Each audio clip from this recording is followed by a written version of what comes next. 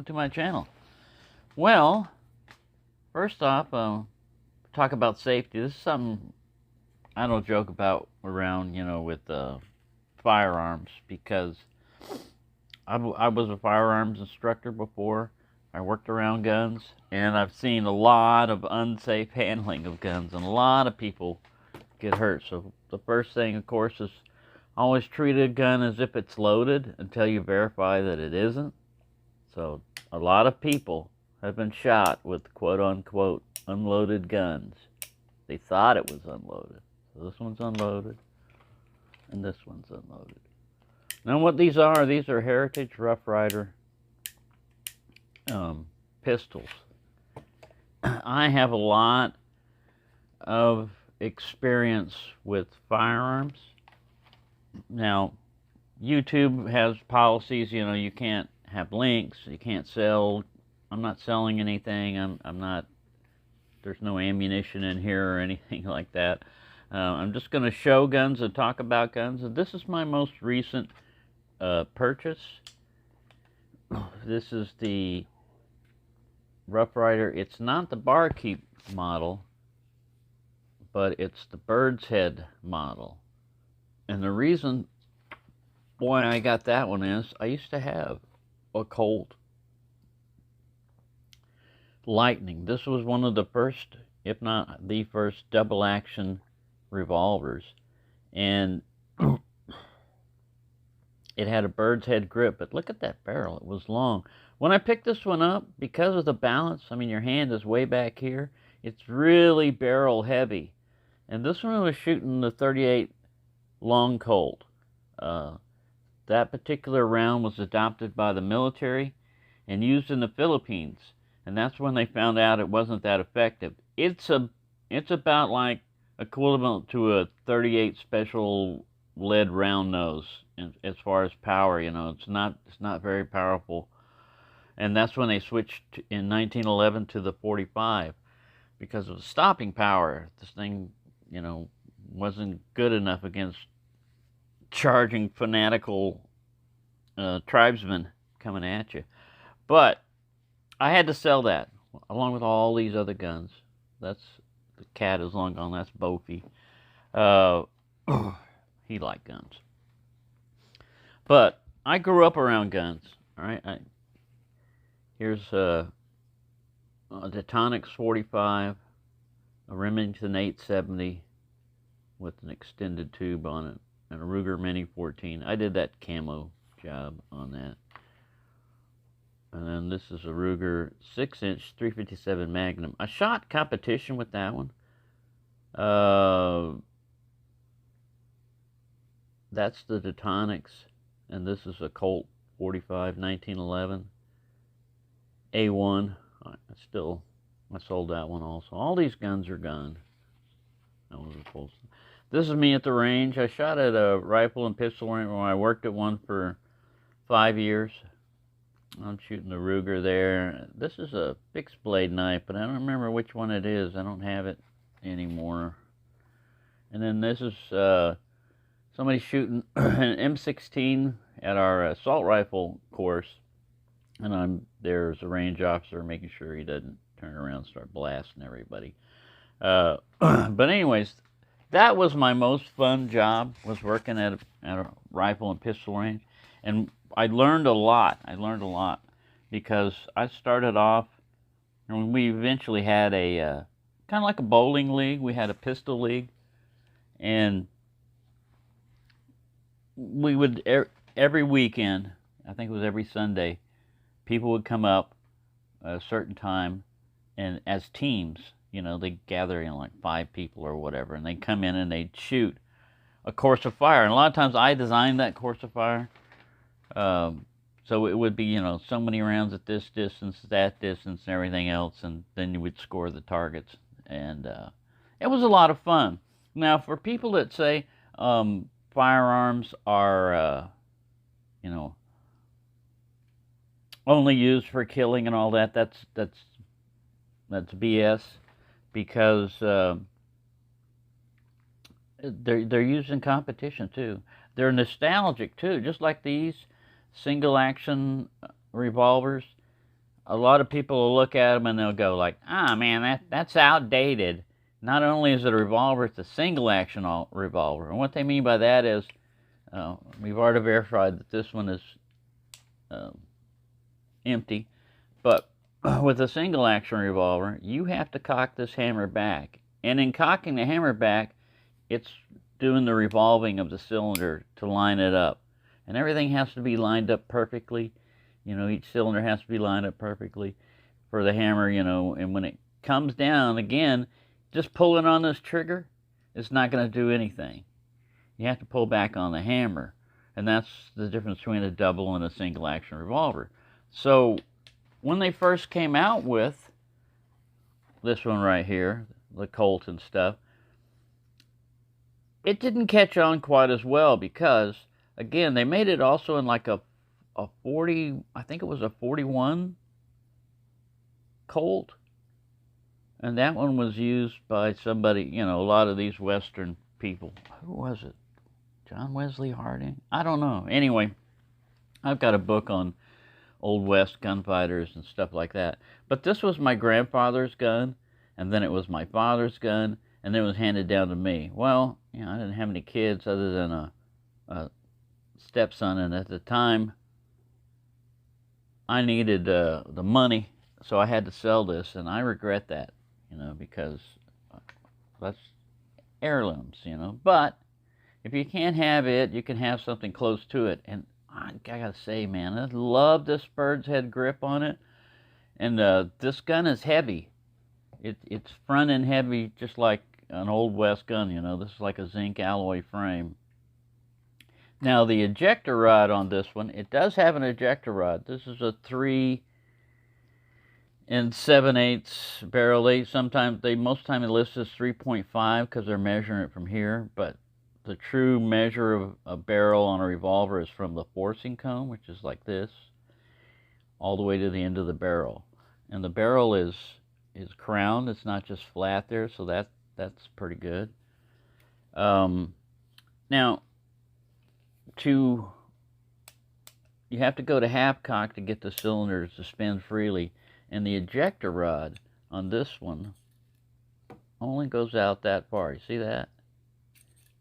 Now, if the gun's loaded and the rounds have not been fired, a lot of times the chambers are not that dirty. The rounds will just fall out by gravity, like this. If not, usually after you shoot them, they won't, because the brass expands and the case sticks in there a little bit.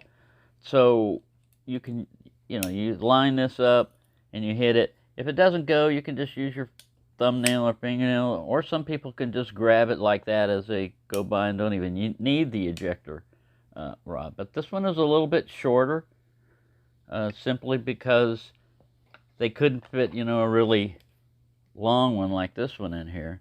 Now with this, you've got a longer ejector rod, and look how far it kicks it all. It kicks it all the way out. Even with like Magnum loads, it'll kick it out enough, you know, that they'll just eject. So that's one of the differences. And of course, these are fixed sights. So you have a gutter sight, you know, right back here, and then just a post, you know, just a post. And the black on black is really hard to pick up on this. So, you know, the finish on these also it's not that great. I mean, you know, this is a new gun and it's just coming, but you know, I mean, I'm not really worried about that. And of course, it has a safety. So red, you know, means it's ready to fire. And this is a hammer block safety. If you look at it, there's this metal bar that comes up and physically blocks the hammer from coming forward and hitting, you know, the firing pin. And when this is down, it's allowed to contact it. So, as it says in here, keep an empty chamber under the hammer. You could load 6 rounds on this and have this on there, but again, you know, they don't recommend that. So the cowboy way of loading it is you put the gun in half cock. We'll have safety on, even though we don't have anything in here. You load 1 round, you skip around, you load the remaining 4 rounds. You're only putting 5 rounds in there. And then you close it, you pull the hammer all the way back, and you ease it forward, and it should come to rest on an empty chamber. And with a revolver, you can look in here and kind of see. If you see an empty one right there, then you've done something wrong. And you really have to shine a light in here because this is recessed. You can see this rim right here. It's recessed. This is the way that came with all this little powder and stuff. So, I really like this gun for nostalgia reasons. It's not really something I'm going to be carrying around and stuff, and I don't really have a place to shoot. So, I'm just getting this just for, I like the looks of it, you know, and stuff like that. And they're inexpensive. You can get them for less than $200. This one came with a Magnum cylinder. The thing about this one is it doesn't function well with this Magnum cylinder in there. And I swapped that one out with it. But on a revolver, there's a thing called timing. And this is part, you know, this is part of the ratcheting mechanism that the hand is coming up and grabbing this and moving it. That's when you're cocking it back. It's moving the cylinder.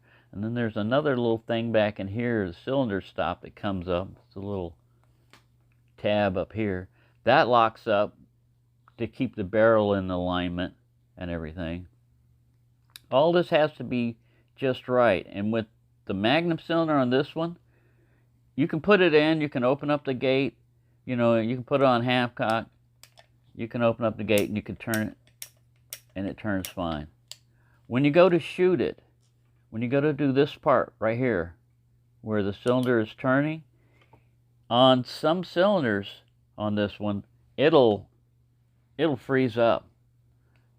Now, you could return the gun or the cylinder back to the factory or whatever, but like I said, I'm not really shooting it. I'm not going to need, it'll probably fire magnums in there. It might be something that'll just wear in, but there's some cylinders when you get to it, you go like this, and that's it. You can't get beyond, you can't even get up to half cock sometimes. That turning portion doesn't happen. And again, you know, it's just something that that's going to happen, you know, I mean, occasionally. These are inexpensive. Now, I'm not relying on this one, like I said, for self-defense. It's just going to be like, if I do ever use it, it's going to be a plinking gun or just to mess around. It's more to hold and have as nostalgia than anything else. This is how that little Texas Star thing came out. The next time I get one, I'm going to follow a similar pattern. I'll use one of these as an outline, you know, it may not even need to be engraved, you know, and fit it in there. I may just be able to just slap it on, because I'm thinking about taking one of these, cutting the little tabs off and flatten it. See, this is still a star. It's just, and it's not raised up. I mean, it's raised up a little bit, but I mean, it's not a hot spot. And like I said, it's on the other end of the knife. So you're holding it here. Yeah, you feel it no more than you would feel a pocket clip, you know, or something like that. Not even a pocket clip feeling. So that's that update. Like I said, it's a work in process, and this one turned out good. I'm not going to modify this one anymore, but I will probably mess around with another one. So anyway, there. I just wanted to say that, you know, like I said, this is one of the books that I kept, and it's reference and stuff that I would read, and I had reloading manuals. Man, I got into guns way more.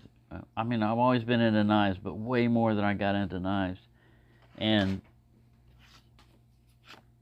if YouTube and videos and stuff would have been around back then when I was working, oh man, the stuff that went on and the things that happened at a gun range. It was an exciting job.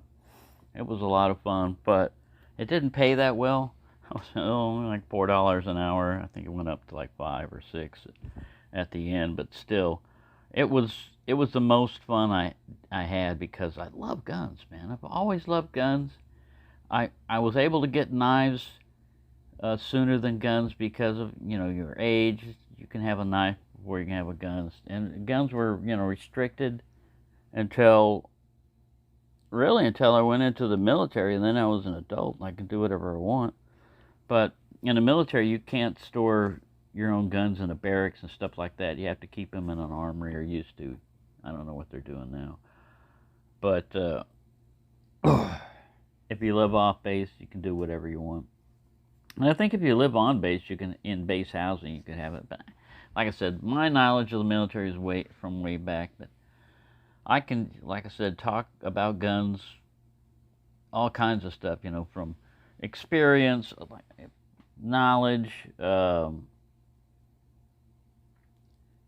not trying to brag or anything, but like I said, it was my job, and I handled and shot all kinds of guns, not just pistols, but rifles and shotguns, and every day I would go out, and before the public came up and stuff, I'd go over there out to the range and set up a target and just shoot.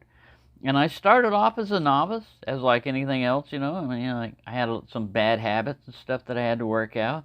But as far as like in our shooting competition stuff, I wound up in the advanced class. Not top of the, I wasn't super. I won some competitions and stuff, but uh, I got very good at shooting handguns and stuff at all different kinds of ranges and all different kinds of guns. And so there you go. That's just a little update that this may or may not be monetized or whatever because of this. But like I said, I'm not trying to sell anything.